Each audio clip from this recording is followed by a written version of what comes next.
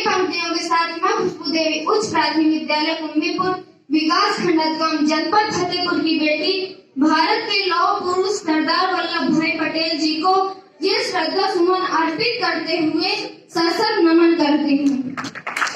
जैसा कि आप सभी को अवगत है कि 15 अगस्त 1947 को जब अंग्रेजी हुकूमत से हमारा देश आजाद हुआ, तब अंग्रेजों ने बड़ी ही चालाकी से हमारे देश को अलग अलग रियासतों में बांट दिया और सोचा हम भारतवासी कभी एक नहीं हो पाएंगे।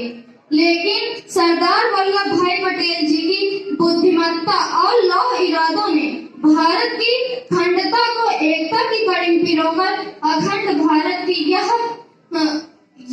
झांकी हमारे सामने प्रस्तुत की। तो ऐसे महान पुरुष को नमन करते हुए हम उनके सम्मान में यह एक कविता सुनते हैं।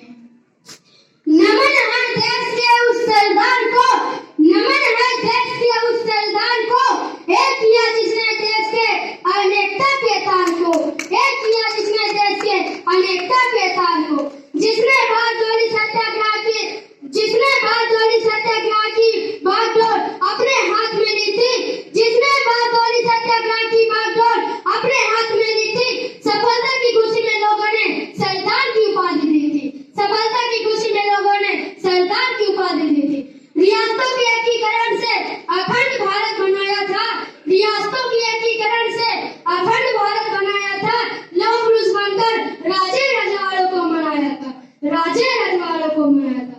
हालांकि आजादी के बाद रियासतों की समस्या भारी थी, हालांकि आजादी के बाद रियासतों की समस्या भारी थी, पर सबको एक करने वाले सरदार की लीला भी न्यारी थी, पर सबको एक करने वाले सरदार की लीला भी न्यारी थी। ना बन गिराया ना खून बहाया, ना बन गिराया ना खून बहाया, और एक कर दिया हर राजा की तलवार को, हर राजा की तलवार को। नमन है देश के उस सरदार को, एक किया जिसने देश के अनेकता के तार को, जिसने देश प्रेम के चोले को धारण किया था, जिसने देश प्रेम के चोले को धारण किया था। 562 रियासतों को एक करने का प्रण लिया था, 562 रियासतों को एक करने का प्रण लिया था।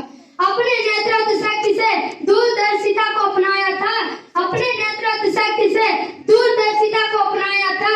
अखंड भारत के रूप को असली जामा पहनाया था, अखंड भारत के रूप को असली जामा पहनाया था। संघर्ष की राहों से गुजरकर सबका प्यार पाया था, संघर्ष की राहों से गुजरकर सबका प्यार पाया था। गर्व है देश भारत में एक ऐसा सरदार आया था, गर्व है देश भारत में एक ऐसा सरदार आया था। आओ प्रण करें फतेहपुर की धरती पर आज